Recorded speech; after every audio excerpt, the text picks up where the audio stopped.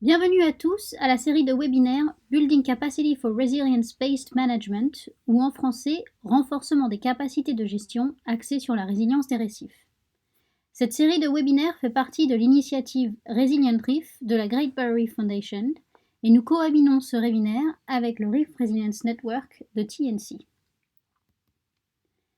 L'initiative pour des récifs résilients est une initiative mondiale qui est le fruit d'une conversation avec les gestionnaires marins lors d'une réunion de l'UNESCO en 2016, où les gestionnaires ont indiqué qu'ils étaient sous-financés et mal équipés pour gérer face au changement climatique et aux pressions locales croissantes.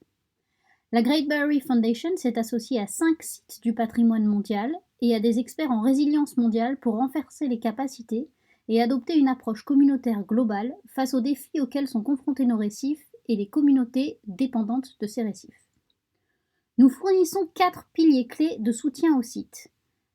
Premièrement, un soutien à la création et au financement d'un nouveau rôle au sein de l'autorité de gestion locale, appelée Chief Resilient Officer. Deuxièmement, un soutien technique et renforcement des capacités pour l'élaboration d'une stratégie globale de résilience. Troisièmement, une connexion à un réseau mondial de connaissances comprenant récifs et experts mondiaux. Et finalement, un financement initial pour la mise en œuvre des mesures définies dans la stratégie de résilience. L'objectif de cette série de webinaires est de tisser des liens au sein du réseau de l'initiative des récifs résilients. Je vous invite donc à participer au forum sur le Reef Resilience Network et à communiquer avec d'autres gestionnaires ou conférenciers invités.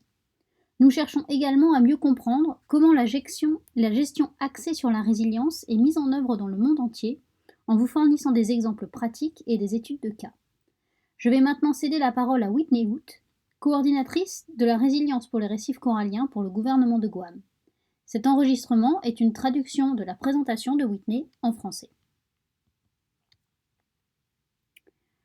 Bonjour tout le monde, je m'appelle Whitney Hoot et je travaille comme coordinatrice de la résilience pour les récifs coralliens pour le gouvernement de Guam.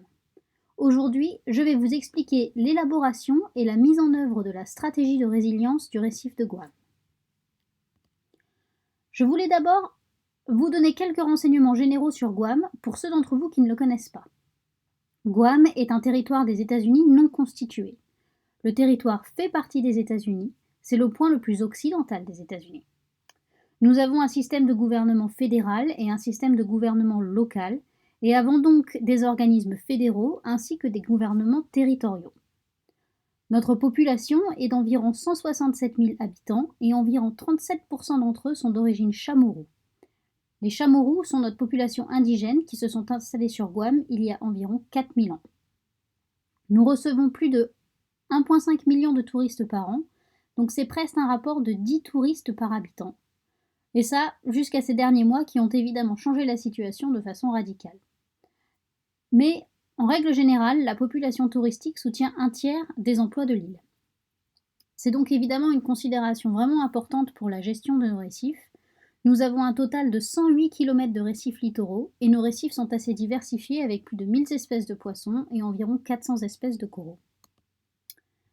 La stratégie de résilience est un outil de gestion stratégique adaptatif. Nous y voyons une occasion de mobiliser et d'informer les principaux intervenants. C'est un mécanisme pour augmenter l'efficacité de la gestion des récifs coralliens sur Guam. Il s'agit également d'un guide pour le financement de projets conçus pour atteindre un objectif commun de résilience des récifs coralliens. Et nous espérons que ce sera un document évolutif et non un plan qui restera sur une étagère. Pour vous donner un peu d'informations sur la façon dont tout cela a commencé, nous avions auparavant une stratégie d'action locale. C'était notre plan de gestion. Cette stratégie a été rédigée à l'origine en 2003, adoptée et mise en vigueur de 2010 à 2015. La stratégie de résilience des récifs coralliens a, elle, été lancée en 2016, c'est-à-dire lorsque j'ai rejoint le gouvernement de Guam, et elle est entrée en vigueur de 2019 à 2025, du moins, plus ou moins dans sa version actuelle. Sur ce slide, j'ai une liste de certains logos des partenaires qui ont participé à l'élaboration de cette stratégie. Et pour vous expliquer un petit peu d'où tout ça vient, j'ai été amenée à travailler sur ce projet comme une Research Fellow pour la gestion des récifs coralliens, pour une durée initialement de 2 ans en janvier 2016. À l'époque, je travaillais pour le Bureau des statistiques et du plan, qui abritait alors le point de contact des récifs coralliens de Guam. Maintenant, j'ai en quelque sorte déménagé au sein du ministère de l'Agriculture qui constitue maintenant le nouveau point de contact pour les récifs. Donc, cette stratégie n'appartient pas vraiment à un organisme en particulier, mais elle est sous cette espèce de parapluie de ce que nous appelons le Guam Coral Reef Initiative, qui a été fondée en 1997. Cette initiative est un groupe assez large d'entités diverses, et lorsque nous travaillions à la stratégie, ils ont décidé de créer un logo et l'ont présenté comme étant cette nouvelle entité. Et cela nous a permis d'avoir plus de collaboration et de se comporter de manière un peu plus formelle. Le but général de la Guam Reef Resilience Strategy, ou GRRS, est de renforcer la résilience des écosystèmes coralliens de Guam, ainsi que celle des communautés locales humaines aux impacts du changement climatique. Nos objectifs sont premièrement de redéfinir les efforts et les priorités de gestion de Guam dans le contexte de la résilience. Deuxièmement, d'accroître la coopération entre les organismes, les décideurs, les établissements d'enseignement, les ONG, les pêcheurs utilisateurs de ressources, les collectivités et le secteur privé. Troisièmement, nous voulons vraiment prioriser la mise en œuvre des interventions au-delà juste de la recherche et des suivis. Et finalement, nous voulons passer d'une gestion proactive et adaptative. Au cours de ce processus, nous avons beaucoup réfléchi au cycle de gestion adaptatif. Vous avez peut-être déjà vu ce graphique. Nous nous sommes particulièrement focalisés sur le côté gauche de ce graphique et comment nous pouvions évaluer, apprendre et ajuster nos actions. Il ne s'agit pas seulement d'avoir une liste statique de mesures à mettre en œuvre, mais aussi de passer en revue nos objectifs, de réagir aux changements que nous constations et de réagir aussi à l'efficacité de diverses interventions. Le public visé pour cette stratégie inclut tous les organismes qui gèrent les récifs, directement et indirectement, et ou mènent des activités qui ont une incidence sur les récifs, les représentants élus et nommés et autres décideurs clés, des ONG et groupes communautaires, des entités privées qui ont une incidence ou dépendent des récifs, y compris les industries du tourisme et de la pêche, et aussi les bailleurs de fonds et fondations. Nous voulons utiliser ce document quand nous appliquons pour des fonds ou pour des projets précis qui sont alignés sur la stratégie de résilience et ont le support d'intervenants X ou Y. Je vais vous expliquer en quelque sorte à quoi ressemble la stratégie et son contenu, puis je vous expliquerai comment nous en sommes arrivés à où nous en sommes aujourd'hui. En gros, nous nous sommes retrouvés avec 5 résultats cibles, avec des buts, des objectifs et des résultats précis. Nous avons premièrement la gestion efficace de la pêche, puis la réduction de la pollution provenant des terres, l'augmentation des interventions de la restauration, avoir des activités récréatives et du tourisme durable, et finalement la résilience des communautés et adaptation au changement climatique. Et ça, ce sont les 5 résultats cibles de notre stratégie. Vous remarquerez que nous les avons étiquetés avec des lettres plutôt qu'avec des chiffres. Nous avions des participants qui ne voulaient pas qu'on les qualifie avec des chiffres pour ne pas donner une fausse échelle d'importance, et nous étions d'accord. Chacun de ces résultats cibles constitue un domaine d'intérêt clé pour la gestion, et chacun d'entre eux a un but. Ces buts doivent être atteints d'ici 2025. Ensuite, nous avons des objectifs et des mesures dans le cadre de ces buts.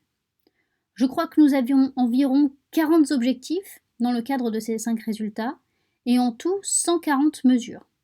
Les objectifs sont en quelque sorte des cibles plus précises que nous devons atteindre pour atteindre un but. Puis il y a les mesures qui sont des actions très spécifiques comme les projets et puis les techniques mises en place. Je vais passer brièvement en revue quelques-unes des actions qui ont été vraiment bien pensées et décrivent une partie de la conception pour nous aider à renforcer notre résilience sociale et écologique. Je vais passer en revue une action pour chaque résultat. Donc sous la gestion efficace de la pêche, notre action était de faire participer tous les secteurs de la communauté des pêcheurs à la surveillance des répercussions des changements climatiques par l'entremise du programme Eye on the Reef d'ici 2019. Et nous avons partiellement réalisé cet objectif avec un programme communautaire qui permet aux gens de présenter des rapports lorsqu'ils voient des choses comme le blanchiment des coraux. Deuxième exemple, sous la réduction de la pollution d'origine terrestre, avec la participation des collectivités locales, notre action est d'installer une infrastructure verte comme un mur ou un jardin dans une école, un hôtel et un centre commercial à Toumon, qui est l'une des zones les plus touristiques, et ce d'ici la fin de 2022. Sous l'augmentation des interventions et de la restauration, nous voulons planter des fragments de coraux et ou des recrues sexuelles à 2 sites dans des zones prioritaires d'ici la fin de 2021 et mettre en œuvre la surveillance et l'entretien de ces zones de restauration par les communautés. L'engagement des communautés locales est vraiment crucial pour tous les éléments de ce document. Nous pensons que sans l'engagement et l'adhésion de la collectivité, nous n'aurons pas de changement de comportement et nous n'aurons pas de soutien. Nous voulons aussi élaborer et mettre en œuvre un mécanisme de financement durable axé sur le tourisme d'ici 2020 pour soutenir la gestion, la conservation et la restauration des récifs coralliens. C'est une chose à laquelle nous pensons beaucoup parce que nous accueillons beaucoup de touristes. Ce serait formidable si nous avions quelque chose comme un green fee, comme celui de Palau, pour tirer des avantages du tourisme vers la conservation et la gestion. Et ça, c'est un dossier sur lequel nous travaillons activement en ce moment. Et pour finir, sous la résilience communautaire et adaptation au changement climatique, nous voulons compiler des données socio-économiques et mener d'autres études au besoin pour mesurer la sensibilisation au changement climatique et la façon dont les impacts sont vécus et perçus. Et ça inclut le développement de programmes éducatifs et aussi déterminer comment aider les gens à mieux comprendre les changements climatiques et à s'y adapter. Donc voilà quelques-unes des principales étapes que nous avons réalisées et je vais les passer en revue plus en détail dans les prochains slides. Donc dans la première phase, nous avons eu 2 grands ateliers, un en novembre 2017 et un en septembre 2018, presque un an plus tard. Ensuite, nous avons travaillé sur la communication, développé un plan de communication et puis quelques outils de communication aussi. Pour l'étape suivante, nous sommes passés au niveau supérieur et avons travaillé sur un décret. Le premier décret a formé un groupe de travail consultatif et le second a officiellement adopté notre stratégie de résilience. Avant de pouvoir mettre en place le premier atelier, je voulais avoir une idée des efforts de gestion déployés à Guam ainsi que les priorités. J'étais toute nouvelle, toute fraîchement arrivée à Guam et sortie de l'université et je ne savais pas trop où me placer. J'ai développé 8 questions que j'ai posées au sujet des menaces, des priorités, des succès et des échecs en matière de gestion, et ce sont ces 8 questions qui ont créé la base de ce que nous avons fait lors de l'atelier subséquent. Nous voulions savoir sur quel sujet les gens s'entendent, quelles sont les priorités, les valeurs et les perceptions qui diffèrent. Et j'ai été capable de développer ce genre d'outil visuel assez cool. En haut, vous avez ce que les gens pensaient être les priorités et en bas, ce que les gens pensaient être les plus grandes menaces. Nous avons organisé notre premier atelier vers la fin de 2017. Ce que nous avons fait, c'est que nous avons présenté des révisions aux stratégies d'action locale que moi-même et une collègue avions examinées. Cela nous a permis de présenter une première vague de recommandations.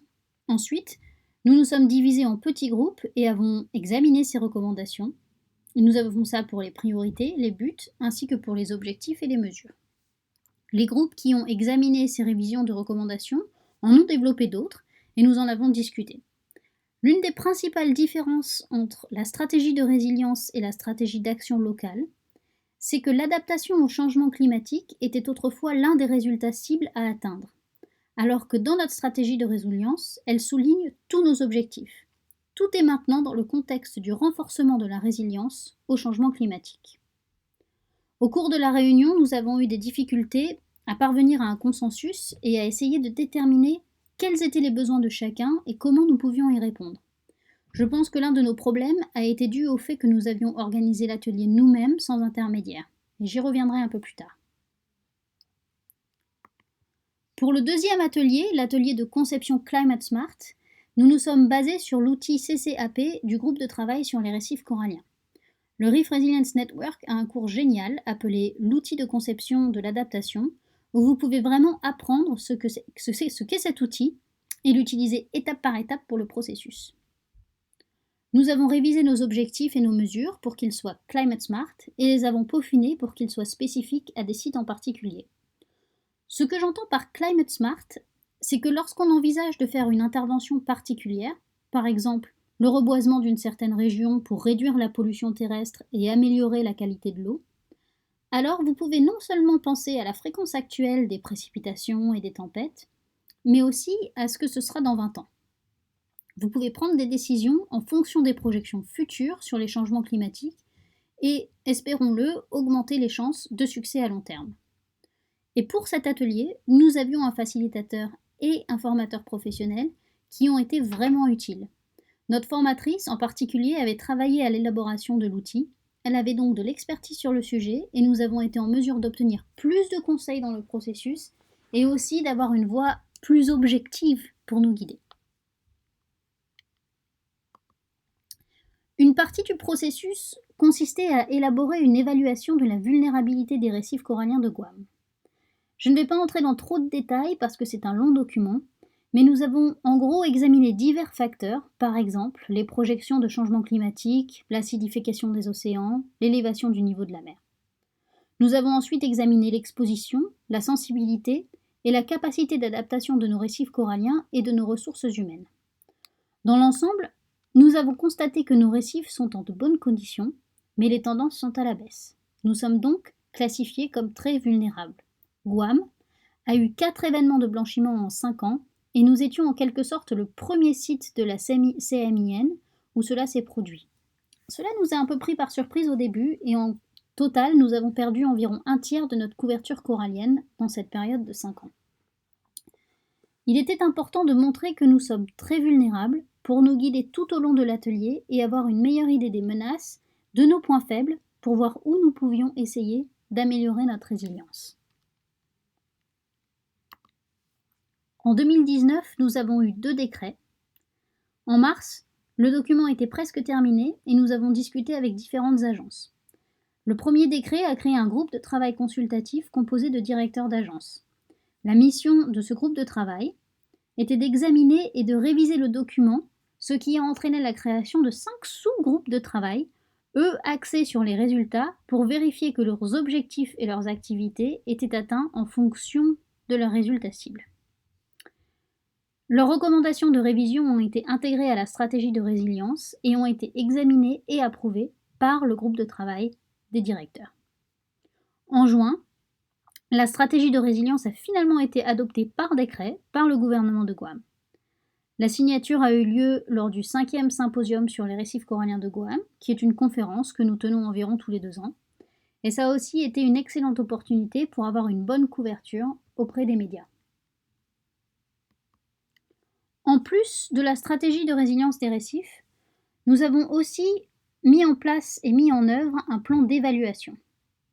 Et je pense que c'est assez important. Le premier volet consiste à suivre le succès des stratégies par l'entremise du groupe de travail axé sur les résultats. Dans le cadre de l'IEP, nous avons désigné des organismes très précis qui devraient participer à ces groupes, qui ont un président par roulement chaque année. L'objectif du roulement de présidence est d'alléger le fardeau sur une personne. Ce groupe se réunit 2 fois par an, et au cours de ces réunions, ils utilisent un framework d'évaluation basé sur des questions précises. Essentiellement, quels sont vos progrès vers l'atteinte de vos objectifs et vos actions en fonction de vos résultats. Cela nous permet aussi de voir ce qui fonctionne bien et ce qui ne fonctionne pas bien, le tout basé sur des indicateurs spécifiques, comme par exemple le nombre d'hectares de récifs coralliens restaurés, ou quelque chose comme ça. Et chacun de ces groupes doit préparer un rapport de synthèse. Le deuxième volet est une évaluation de ces rapports par le comité de direction, qui est fait des 5 présidents du groupe de travail. Le comité utilise les rapports pour fournir des rétroactions et faire des évaluations annuelles et tous les 5 ans, en fonction des résultats à une échelle plus large. C'est vraiment l'occasion d'avoir ce processus de va-et-vient dans lequel les rapports ne restent pas sur des étagères à accumuler de la poussière, mais sont évalués et résumés. Cela fait partie de notre stratégie de gestion adaptative.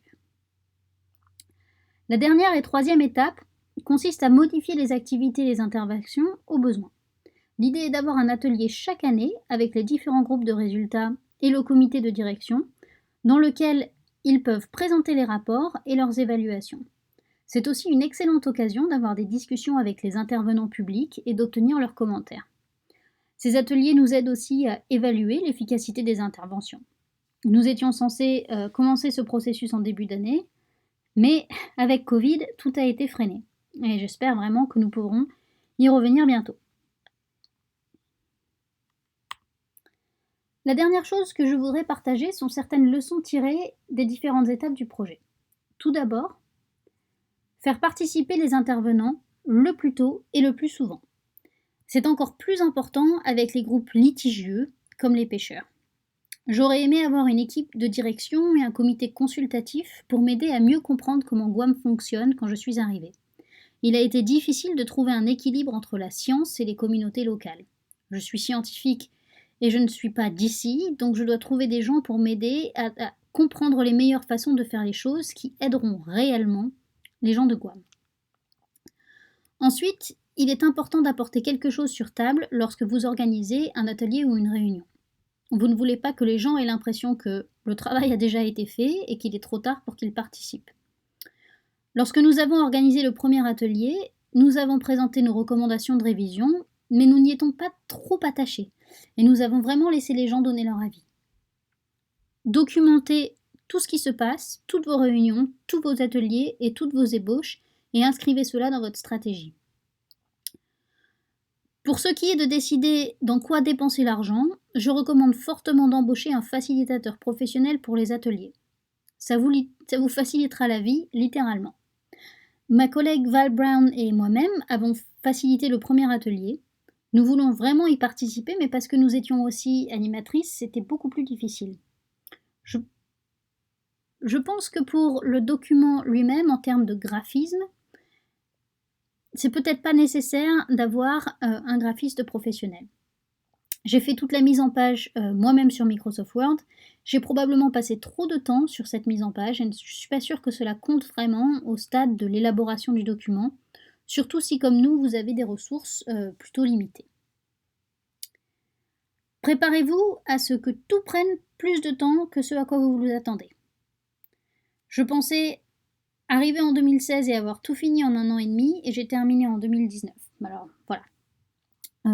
Pendant les réunions, j'éviterai de m'enliser dans des détails de langage le plus possible.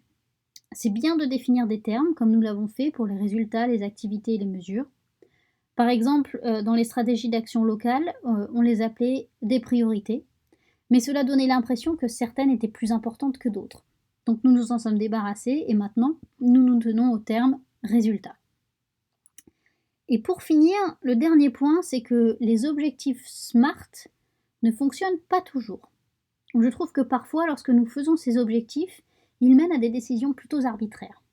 Par exemple, disons que je veux restaurer un récif X, je ne sais pas de combien, mais j'ai besoin d'avoir un objectif SMART. Donc je vais dire que je dois le restaurer de 25% de couverture corallienne d'ici 2022. Et souvent, lorsqu'on travaille sur un projet de grande ampleur, on n'a pas ni le temps ni les ressources nécessaires pour décider du moindre détail, et on se retrouve à faire ce genre de décisions arbitraires. Je pense que si vous pouvez les atteindre pour 1 ou 2 objectifs, c'est déjà très bien, mais ne soyez pas trop attachés à cette smart décision. Pour les leçons apprises en termes de communication, la première chose est que je pense que le mot résilience en soi peut être problématique.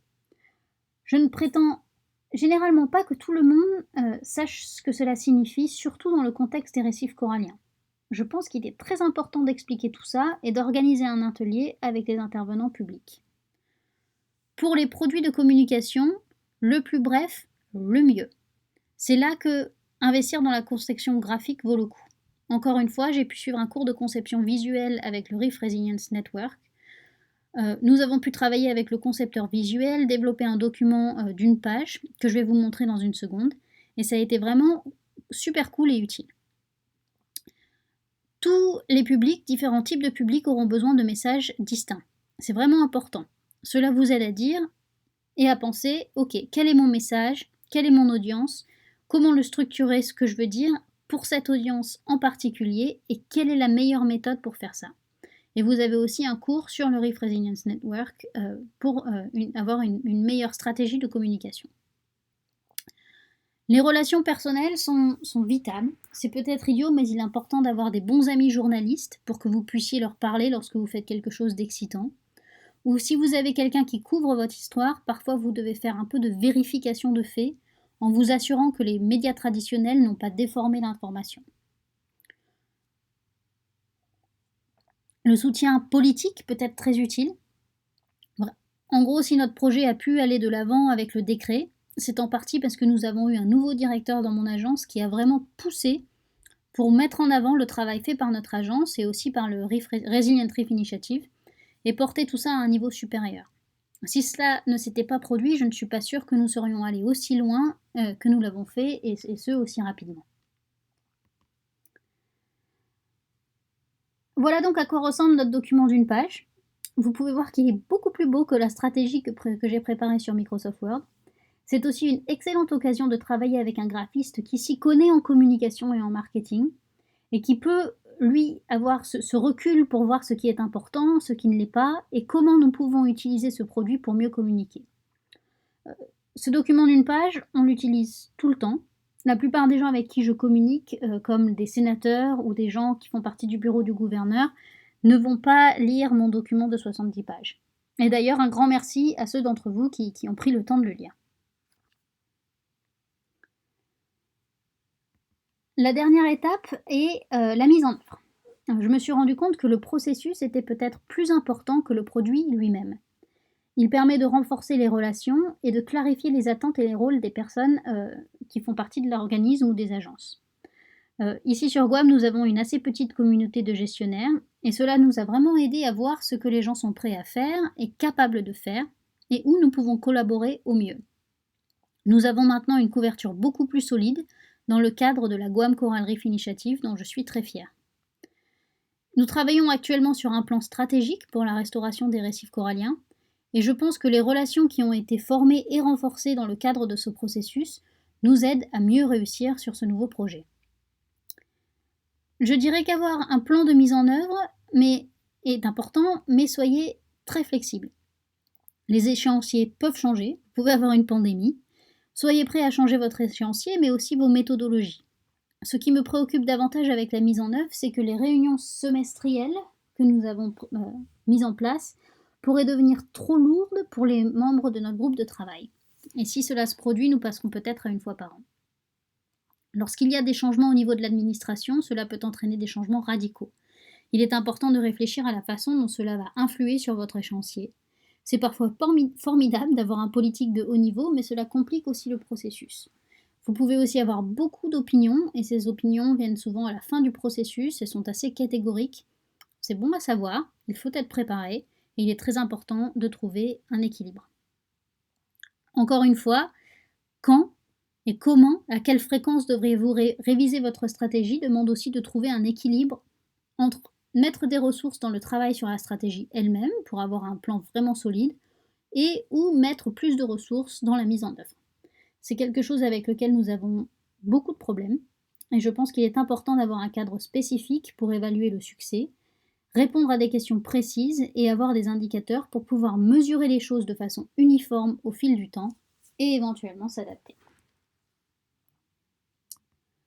Voilà, c'est tout, merci beaucoup. See you smaase. N'hésitez pas à contacter Whitney si vous avez plus de questions ou à nous rejoindre sur le forum du Reef Resilience Network.